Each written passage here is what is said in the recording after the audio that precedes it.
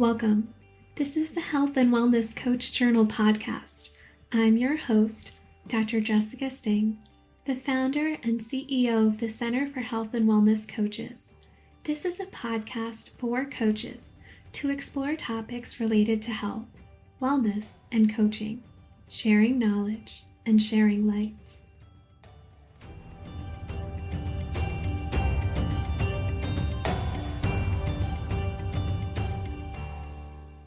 With over a decade of experience in mental health counseling, coaching, and healthcare innovation, Neal Sundberg is a recognized leader in the health and wellness coaching space.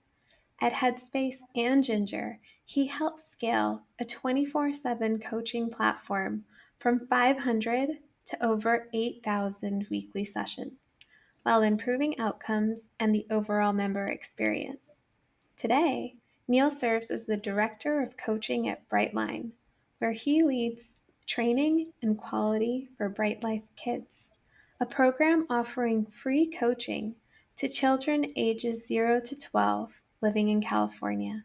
Neal is passionate about the power of coaching to transform the ways in which healthcare is delivered and is excited to talk about this here today. Welcome, Neal. Yeah, thank you so much, Jessica. Really excited to be on your podcast. It's such a joy to have you here and to be able to learn from your rich experience. Love to ask about your background and what inspired you to become a coach. Yeah, it's a good question. And I still am creating, I feel like, this story of how I've got here. But I would say it would date back to I was in my undergrad, which was an undergrad in business administration. And I was going through my mental health challenges. And through that experience, one of the questions that kept coming up for me was, what the heck am I doing with my life, with my career? And I was asking some of those larger questions. And through my own journey of seeking mental health support, I ended up completing my degree in business, but then making a pivot to mental health counseling, getting my master's in that, all with this intention that I was going to be a therapist. And that was the role I was going to have, assumingly for the rest of my career. And I did do that for a little bit, and I accrued all the hours and was just getting ready for the exam. And then I was introduced to coaching through real coaching. I held other jobs that said coaching, but you know how that word is very loosely often used sometimes. But the first real experience that I had with coaching was at Ginger, which was this mental health platform that was utilizing health coaches to provide a subclinical mental health support, and just fell in love with it and the mission of that, because one of the things I always had a hard time with as a therapist was you had to bill insurance, you had to have a diagnosis. And so there were these barriers that were created for people to seek this proactive level of support. And so to remove those barriers of having to have a diagnosis and be able to meet people in a preventative way was just really exciting for me. And getting the opportunity for people who were doing okay, but wanted to get to a place where they're really thriving was just what really drew me to it. And ever since then, I've been all in on coaching and have just been really doing my best to advocate for this to be a part of the larger healthcare and especially mental health care system. I can hear the joy and passion in your voice. Yeah, I appreciate that. And definitely a long way to go, but I'm excited to be a part of hopefully helping make those shifts as well. And what have you found to be the similarities and differences of the work you were doing before mental health as a therapist versus now the work that you're doing mental health from the coaching lens? Yeah, it's a great question. That therapy and coaching kind of conversation, it's a big one, and one that I think is still being defined. I would say that related to what I shared before, coaching doesn't require a diagnosis. And so it is supporting people with subclinical needs. And so acuity is a large part of that. So when there are people coming in with these higher acuity needs, more likely is the case that they would be speaking to a therapist.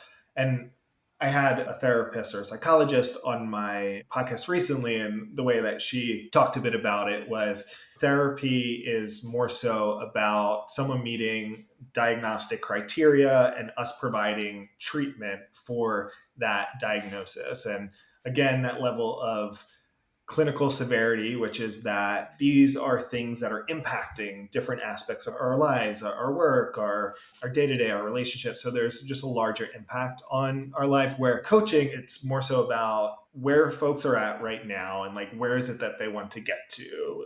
Like just not necessarily with the requirement of a diagnosis. And so I like to say when someone who is surviving and getting them to a place of thriving. I've also heard, which I really like, Anna Tavis, who you know very well, she said that everything is really about performance. And so it's performance at work. Mental health is also in many ways has to do with performance and making sure we get sleep, making sure that we are optimizing and at our optimal levels. So I think that's a large part of it too in a coaching setting.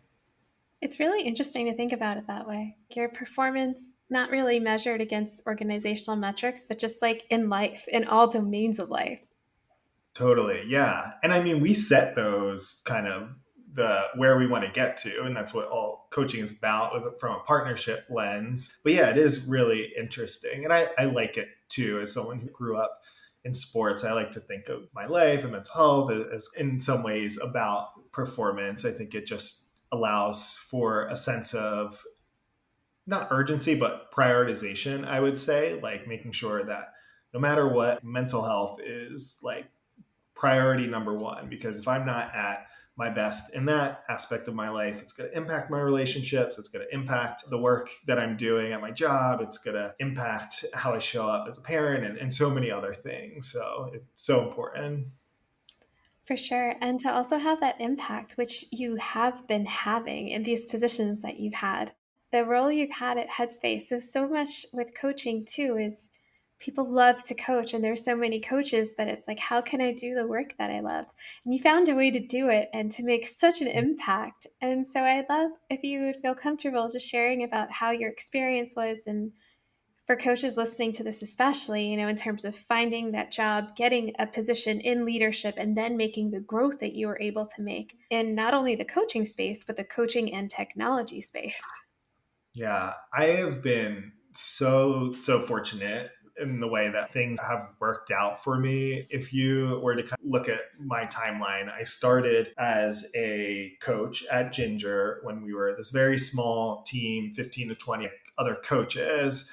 And I would say it's when opportunity meets hard work and things like that, but also luck sprinkled in, like all of those things. And so the nice thing about startup settings is that those opportunities sometimes happen where in more traditional workplaces those opportunities are a little more gate kept, if that makes sense, where it's a lot more of linear pathways where you could stumble, quote unquote, into a director of coaching role at a startup. And then the timeline that happened was I stumbled into this director of coaching role, and soon after that, we merged with Headspace, which is like this very reputable, well known brand. And from there, we got to grow this team. And so, I guess what I would say for those who are exploring the possibility of engaging in a startup, it's if you are someone who is interested in these kinds of growth opportunities, that, yeah, take a chance. There are so many opportunities when you do to just step into different things. When it's a small enough company, get involved in the marketing, write some articles, or get involved in where maybe you see a need and try and like explain how you can fill that. Like I think there's just a lot of opportunities for folks who are eager to really jump in and take advantage of that.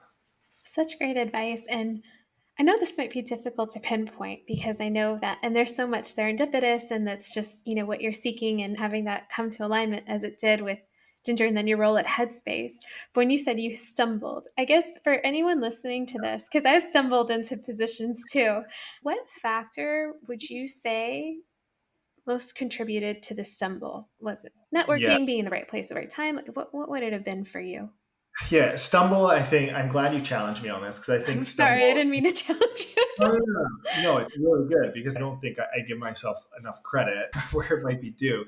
Where, yeah, I didn't just necessarily was just gifted this opportunity. There was a lot of work that went into that. And I think a large part of that was what I was saying before, which is that in a startup setting, there are going to be opportunities. And when you see those opportunities, you see those gaps maybe in the business that if you can jump into those and say, hey, like, I'm noticing XYZ, like I'd be happy to support this. And that's really what I did. So, one of the big things that I stepped into was when I became a manager at Ginger, I knew that as we moved into more of like the insurance spaces, we were seeing higher levels of acuity. And I knew that with my background in mental health counseling, that me being able to support the risk and the warm handoffs and the escalations of care was an area that was needed. So what I did was say, hey, I'm noticing the need for this. Would this be something that I could step into? And I really took on the majority of the risk escalation there. And I would say that really positioned me well that when the opportunity did come up, I was able to share, like, hey, this is all of which I was able to do in my coach manager role and just really tie that back to the business and the outcome. So I think, yeah, it comes down to just being able to identify where those gaps are needed, which there are always going to be those in a startup setting, and being willing to step in and give your expertise to them. So, taking ownership and being proactive, like creating something as if it was your own. 100%. Yeah, yeah, for sure. And the other thing I found really fascinating about the work that you've done is I'm wondering at Headspace, was the work you did mostly with adults? It was. We did end up rolling out teen services as well. That was like one of the things that we rolled out during my time there. I would say overall kind of volume was fairly low, but the majority of the work, yes, was with adults. That's true. And now at Brightline, you're working with kids. I would love if you would share your experience because so much even of the competencies and like what we're expected to know is for adults. And I think so much because coaching is still such a new field and the health and well-being industry is just growing. Don't hear that much talk yet about kids, though it's so beneficial. And obviously things will get there, but you're there. And so it'd be wonderful to hear from you as to how's your experience has been.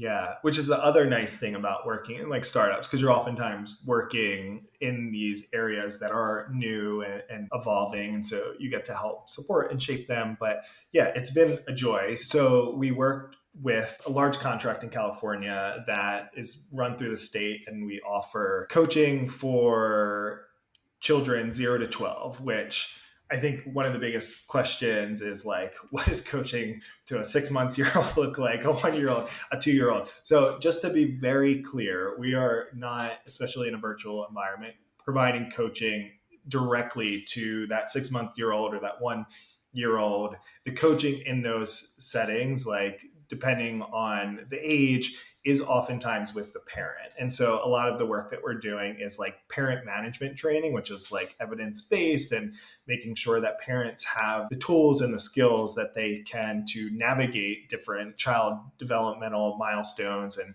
the tantrums that may come up, or making sure that we are helping our children with social emotional learning, like all of those things. And I think what's really nice about that is parent management training isn't necessarily something that's new. It's something that has been out there's research on it and all those things. But because we are supporting it with coaches, it fills a gap that oftentimes isn't there when parent management training is delivered. And so, parent management training, we provide the skills, and then we're like, you're on your own now. Like you figure out your way to implement that in your life. And I think with coaches, what they do best is really being able to support folks with behavior change. So making changes to your parenting style is very difficult. Responding in a way that is different than how you might have reacted to the way your child is engaging is oftentimes very hard because there's a lot of emotions to it. And so I think being a coach really allows us to offer that additional support. Now,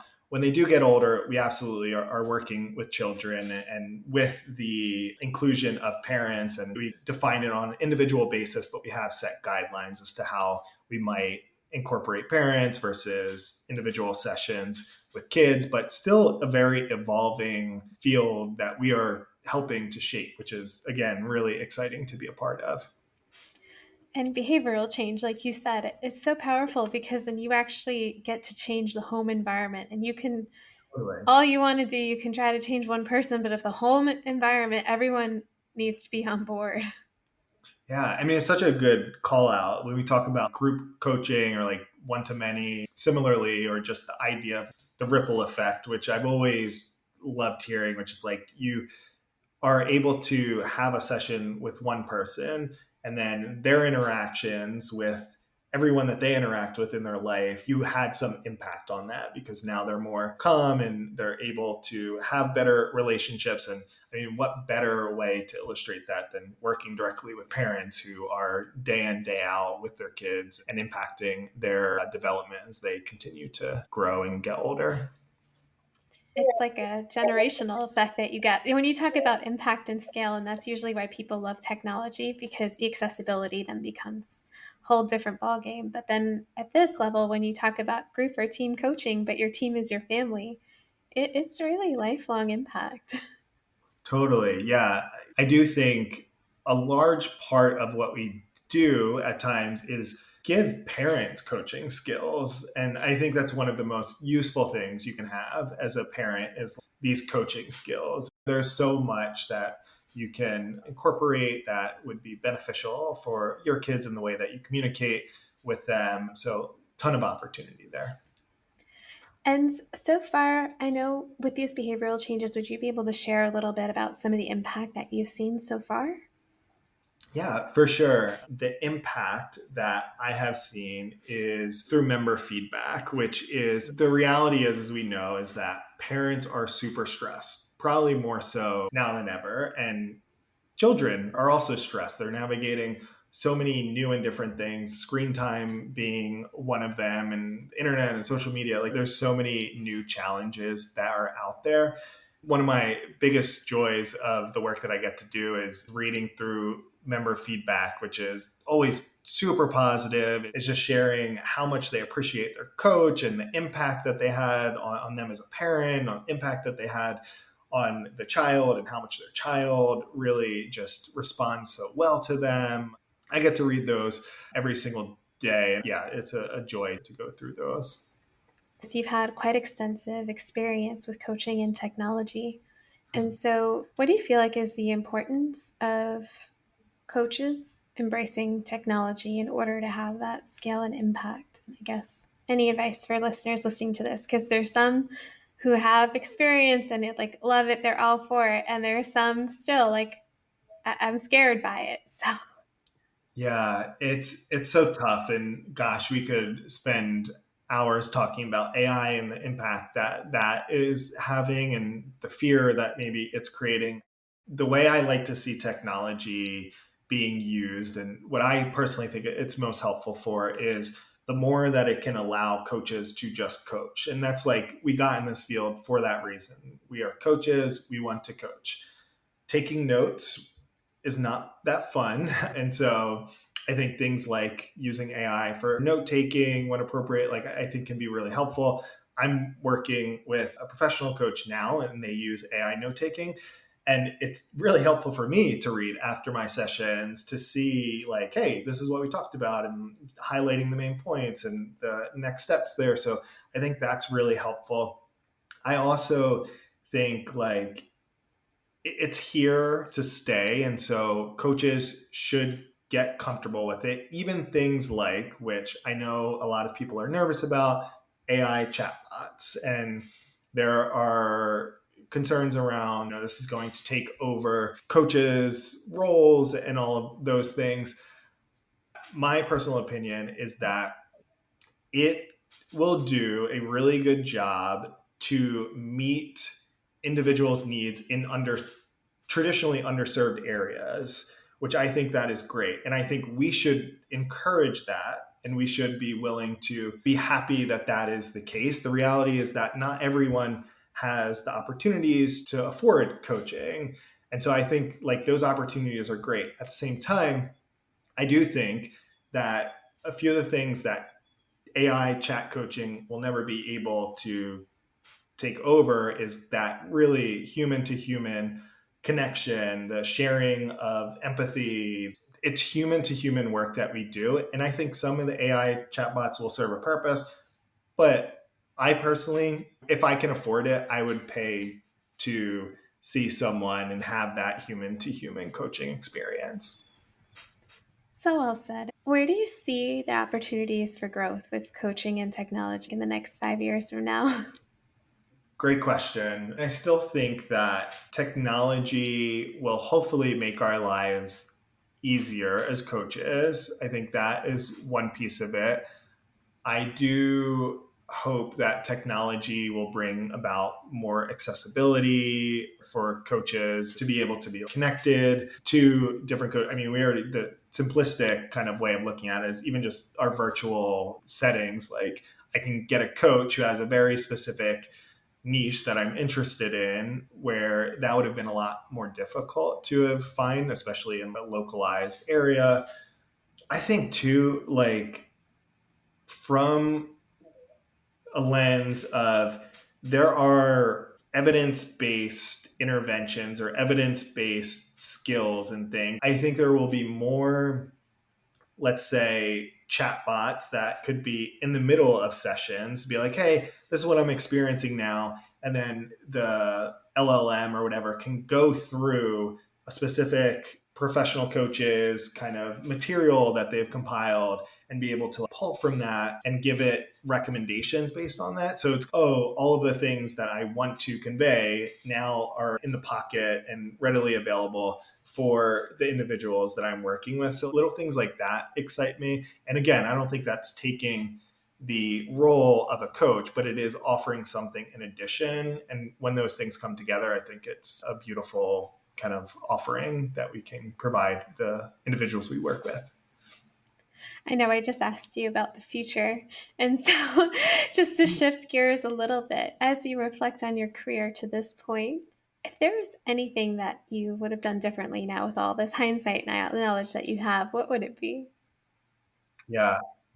If I did anything differently, it would probably be a little nicer to myself throughout the process. If anything, I think I'm not one to look back on like decisions that I've made. Like I'm obviously not happy with every single decision that I've made in my life. No one is. However, I see where I am today and I wouldn't change any of that. I think for the world, I really love the work that I get to do, the position I'm in, and all that I get to impact. So yeah, I would say if I could change anything, it would just be to throughout the process of growth to be less hard on myself and show more self-compassion and tell my younger self like you're going to figure it out at some point, and just to be easy on yourself and not stress yourself out throughout that process.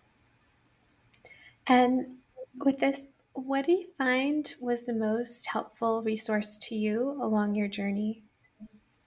Yeah, I mean the hundreds of people that I've gotten to connect with, the mentors, the people that I've engaged with in short conversations. The field itself, whether it is mental health or coaching, more so now, is just a really welcoming one. And I think every single person that I've had the opportunity to engage with has been just so supportive, so willing to go out of their way to connect me to someone, has been so willing to offer advice or support, to hop on my podcast, like to just go out of their way to be a really just solid resource for me. And so I feel like now with my network, if there ever is a question, I feel like I have that. I have people that I can turn to that are more than willing to support me. So I would say your network is your biggest resource. And so, in everything that we've shared so far, I'd love to ask you what the takeaways are for listeners. Mostly, there would be coaches and healthcare providers and many others listening to this? Yeah, I think the main takeaways are this is a very exciting time to be in the field. Because it's exciting, that means there are going to be a lot of challenges, and we're experiencing it now. I think whether it is finding equitable pay for coaching, whether it is reimbursement, or whether it is just the public perception and making sure that we are getting more credibility. At the same time, the excitement that comes with opportunity is that like we are in a position to help advance these things. We're in a position to influence, and there aren't too many jobs or roles that are in the space that we're in that we have this much kind of influence to really make an impact. So I would just say trust yourselves, trust your own influence, trust, the work that you're doing, and continue to make an impact in the way that many people already are doing with their voices and everything else in this incredible field that we have of health and wellness coaching. Love it and fully resonate with it. And one of the biggest takeaways I'm getting too from just listening to your journey and learning from you and your experience is how fulfilling the alignment is when you step into that space where your profession aligns with your values and what you want out of life, embracing where we are and the innovation that lies ahead. Yeah, 100%. Wouldn't change a thing. Even if in 10 years I'm not in this field anymore, which I don't see that foresee that being the case. But even then, like it's been such an amazing experience, a self-growth opportunity to learn and to grow and be surrounded by people whose focus is around growth. And I'm just super, super grateful for that. Thank you so much, Neal. Yeah, thank you. Thank you for listening. I appreciate you and value your feedback, so please subscribe and write a constructive review.